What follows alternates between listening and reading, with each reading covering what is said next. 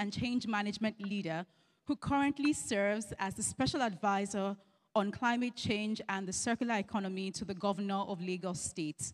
With over 2 decades of experience in senior management roles across direct sales, marketing, and business development, Titi has honed her project management expertise working in London and Lagos. From spearheading experiential projects in corporate environments to impactful public relations initiatives within the federal government, her exceptional skills were further recognized during her tenure as Senior Special Administrator to the Governor of Lagos State. Titi studied economics at Olabisi Onabanjo University and has expanded her knowledge through several prestigious courses at the Harvard Kennedy School. Titi holds full membership with the Society for Corporate Ethics and Compliance in the USA and the Chartered Institute of Personnel Management, Nigeria. She is the Deputy Vice Chairman of the Public Policy and Advocacy Committee in the Governing Council of the Chartered Institute of Personnel Management. She actively participates in various board capacities and committees within the public and the private sectors. Mrs. Titi leads a fulfilling life as a mother of 2, supported by her loving husband and a strong community of Christian friends and mentors. Please let us welcome to the platform Mrs. Titi Oshodi.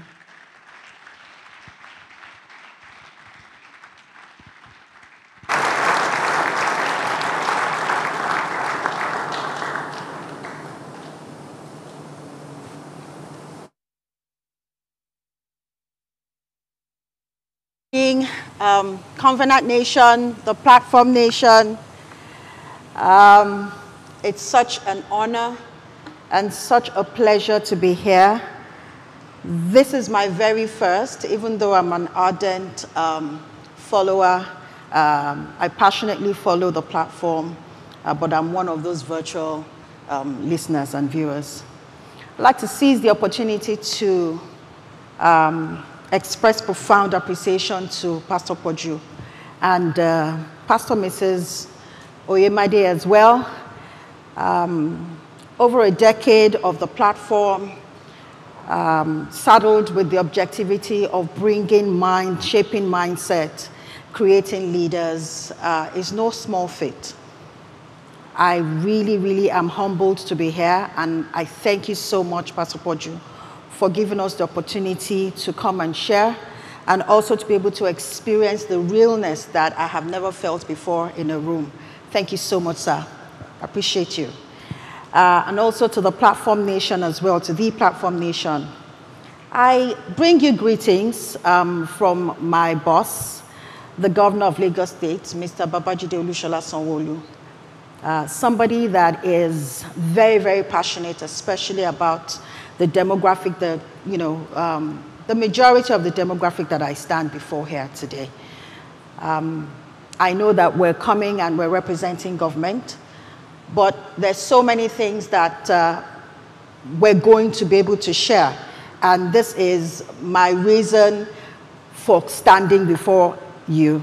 Mr. Babajide Sanwo-Olu has said to me, Titi, you make sure that you sell and that you share as much as possible. And that's what I'm going to do. I'd like to honor Mr. Kola Oyeneyin that has come before, because that was an explosive session. And it has set the tone. I think the question is, where do we stand? So 2 varied components that we need to bridge today, this morning. Democracy and the free market.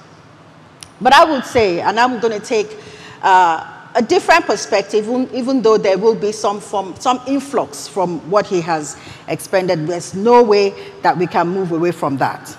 And I would say that the interplay between free democracy or free market and democracy is settled within the space of sustainability.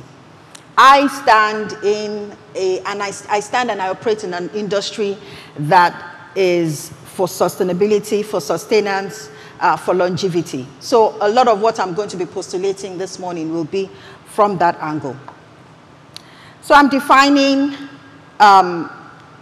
Yeah, I'm defining the interplay between democracy and what does it mean, inclusivity, stakeholder management, essentially just ensuring that there's community engagement. And then we're talking about market dynamics, and we're saying, you have democratic processes, the forces between demand and supply that justifies people's preferences. But between both ends, we're saying what makes that sustainability, what makes the standard, what makes it bridge.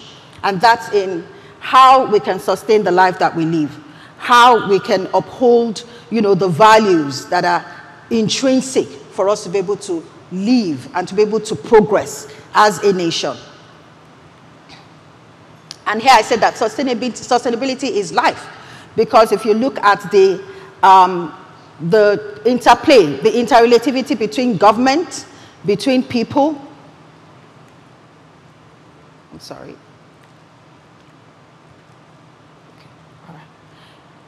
The interplay between people, between the citizens and the businesses, then each component, each entity have a role that they have to play, isn't it? And it essentially means that government, as we have heard, establish regular frameworks, regulatory frameworks. What are the indices by which businesses should be operating? What are the tenets, that help the operationalization of businesses? And businesses in itself, how are they supposed to, push, the innovations and technologies and the ideas and the concepts that enable them to be able to run? And the stakeholders are the citizens. They are the ones that are receiving, they're on the receiving end, and they're the ones that are justifying the compatibility of the businesses and what is produced for them, and how government also enables, the components that help them to run. So here we are. We say that we want to have a stable economy, and all of these tripartite, indices have to be well in place. But where are we in Lagos? What's our status? And this is a little, overview of what is going on with Lagos State. If you look at the numbers, you would notice that a coastal city of a population of over 22 million as we speak right now, and we have about 65% of that population termed and classified as highly vulnerable because they are settled in informal places. They're not even recorded within the aggregate numbers of our population, of our data. And if we're talking infrastructure, we're talking assets, we're talking about a worth of 75 billion that is also classified as vulnerable, highly vulnerable. But then again, we also see that there is an issue with the sectors that climate change has impacted. And that's also the bane of our sustainability. Land, which is, where we get our source for food security. And so agriculture is a key aspect. And then tourism, both imbued by land. And if we're not able to start doing something about it, about our posterity, about our longevity, then the cost of inaction, as written by the Climate Action Plan, this is a report that has been delivered since 2020 to 2025, says that we're going to be losing an estimated of 22 to 25 billion for inaction, not taking the right decisions or doing something about climate change or about the effect of climate change. If you take a look at the slides, you would see here that I have just said a very gory, frightening story. But like Nigerians that we are, we're always looking out for the silver lining. And on the flip side, I have a report from Manufacturing Africa that says that there are enormous economic opportunities that are inherent in the situation that we have found ourselves. You will look at a cost, an estimate of about 2.7 billion by 2030, if we're looking at the opportunities that are inherent in the slides, in the sectors that I have expressed in there. And I'm not going to have enough time to be able to run through all of that, but I just want you to be able to take notes because there are quite a number of slides like that that I will be running through. And the next slide is essentially also another one that talks about how they have aggregated pulled out seven key sectors ranging from agriculture to solar to, running through to energy. And they have been stated with opportunities in green manufacturing. And those sectors also have the rationales why they are labeled as the go-to areas. And I'm saying this because it's important that from our office, the three pillars by which we drive is produce and help you see, help you to navigate where there's opportunities for job, where there's opportunity for market, where there's opportunity to access to wealth as well. So we have, that slide that talks about all of the areas into the next slide. And then we have another slide that actually gives you data around those brands and those organizations and the people that are already practicing in those areas. And what is, taken away, what is produced, what is achievable in those areas. Now, going through, let's go past that. Then we can begin to talk about what are the competences? What abilities do you need? How do you begin to position yourself to be relevant or to be able to operate in those places? The government is one that is heavily driven right now in the area of learning, and the STEM learning has become very, very instructive and very valuable in those areas. Just like digital transformation, you would find that the area of circular economy, the area of reproducing, recycling, waste management, has become a place that there's a lot of sectors that can easily play into it. But the fact is that we have a bit of a gap. People do not really understand what is potentially available in that space. So if we're going through, and talking about the learning through STEM, you would see that within that line, you can capture science, you can capture engineering, you can capture environmental studies, you can capture quite a number of competencies and skills that can be developed that can make you be able to operationalize, be able to work in those places. Where in that space now, we're beginning to help shape minds around how you can be, able to work in the areas that are alternative to the oil or to the areas or to banking. This is a new area that we're beginning to develop. We understand that global climate change is a global comms issue. Everybody is affected by it, whether we're urbanized or we're not urbanized. But we also understand that our approaches have to be differentiated. And so in our side of town, a basic or an average African or Nigerian, if you're beginning to shape minds and shape narratives and shape behavior, they want to know what is the benefit. They want to know what's in it for them. Because if you look at the pyramid and those who are at the bottom of that pyramid, the first language they want to hear is, how am I going to eat? What is Naira and Kobo?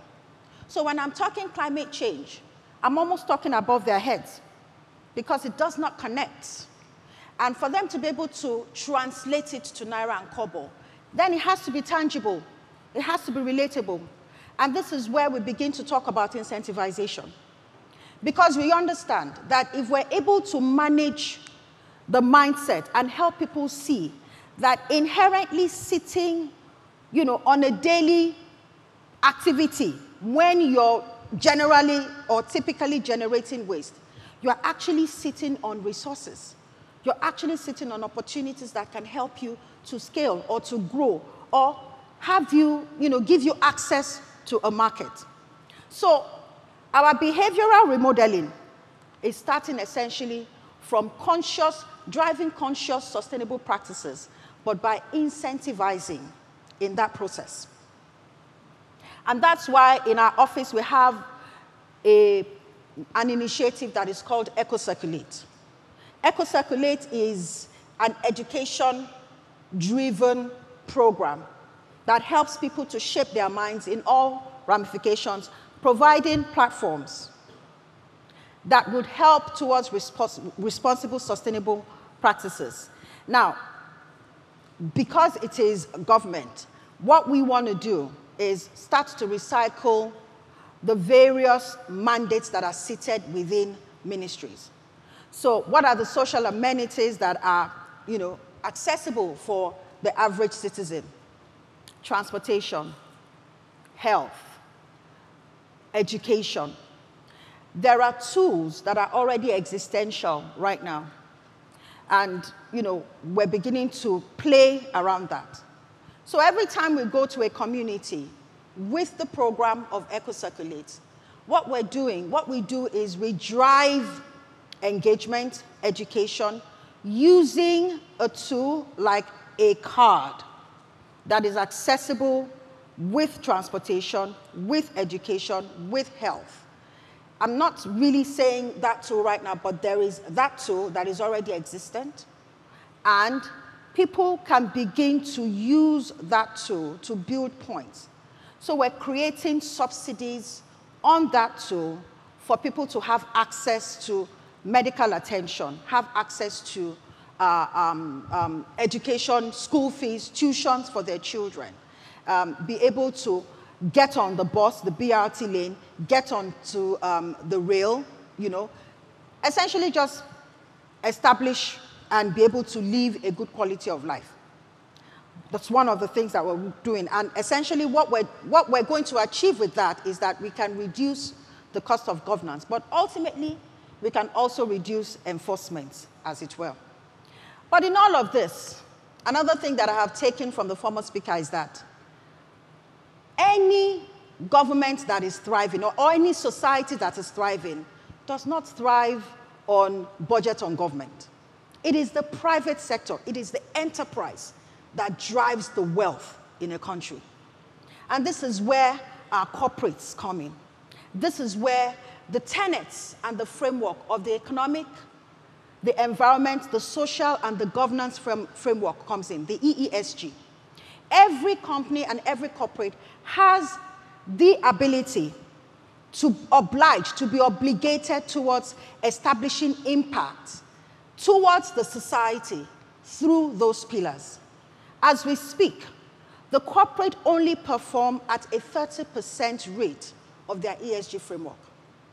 As a government, it is our duty right now to begin to look at that place, to remodel it, to reaffirm it, and to establish some form of connectivity and mandatory obligations to be driven from it. We're looking at that, and that's one of the things that we're going to be working with our corporates on. What are the roles of government? Right now, you can see on the slides, we have quite a number of plans that has been established in Lagos State, thankfully.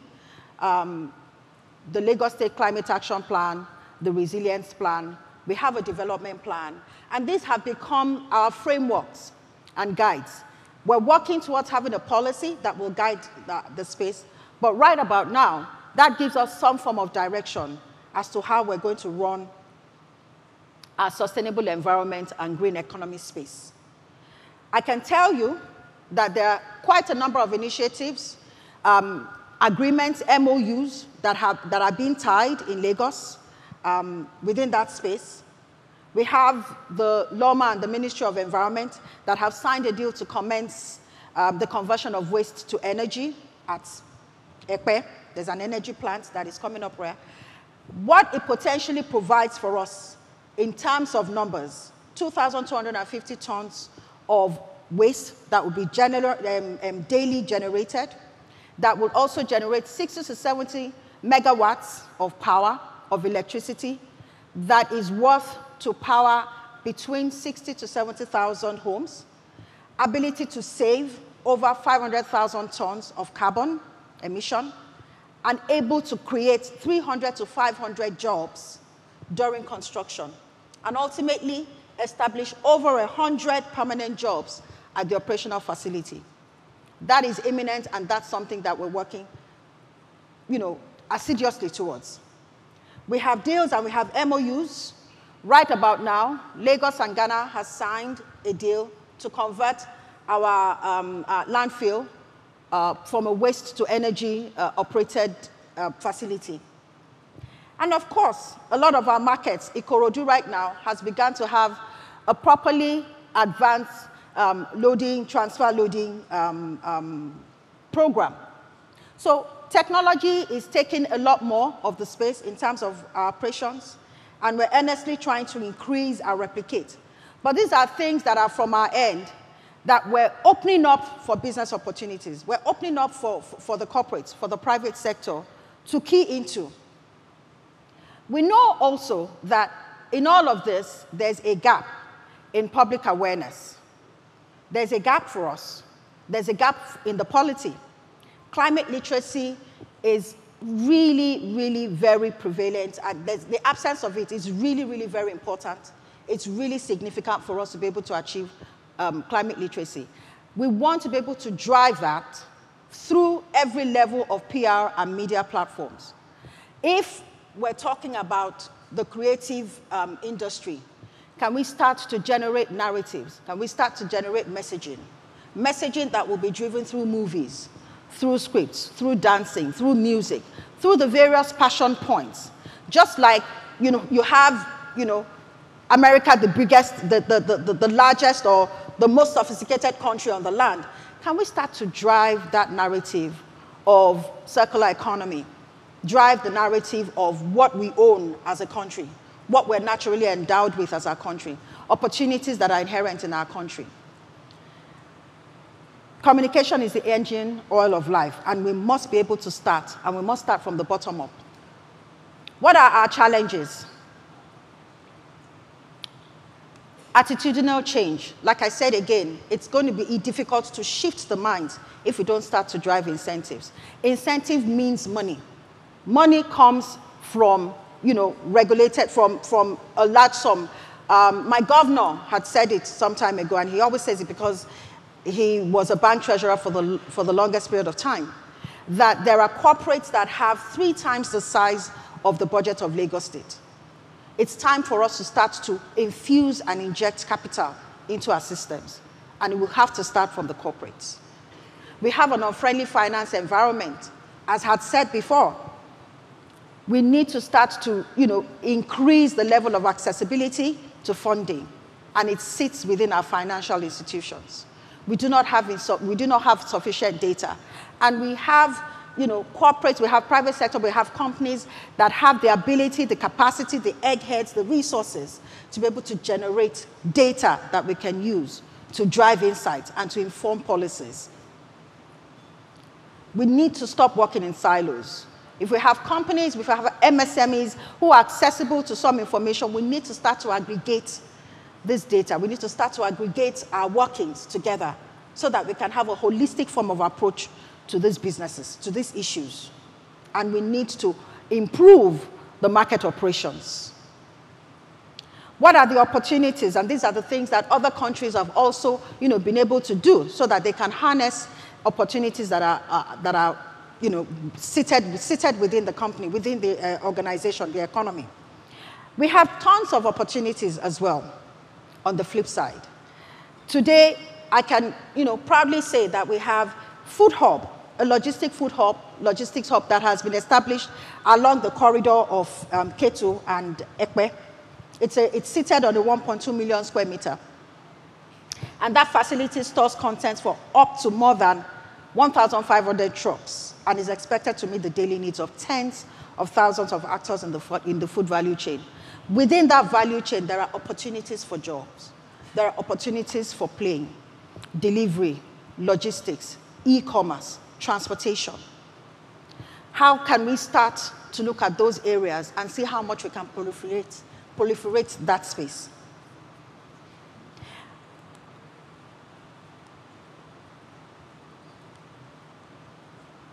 So, I can talk about all of the opportunities, but we're just going to go around to what we're looking at. What is our future like? What do we want to achieve? We have investor opportunities. We have job creation opportunities. We have value chains, that we can optimize to the fullest level. In my office, we have programs that are called Leave No One Behind, which is designed for people in incarceration, helping them to be able to have a life out of incarceration within the space of sustainability, educating them on how to be able to convert waste to wealth, educating them on how to be able to use their organic waste. We're working with communities right now to develop the sort of model that can help them regenerate wealth into something that is usable, biogas, electricity, solar-powered electricity, right? We have a network, a business network, that is solely designed, and we're beginning to grow in that space.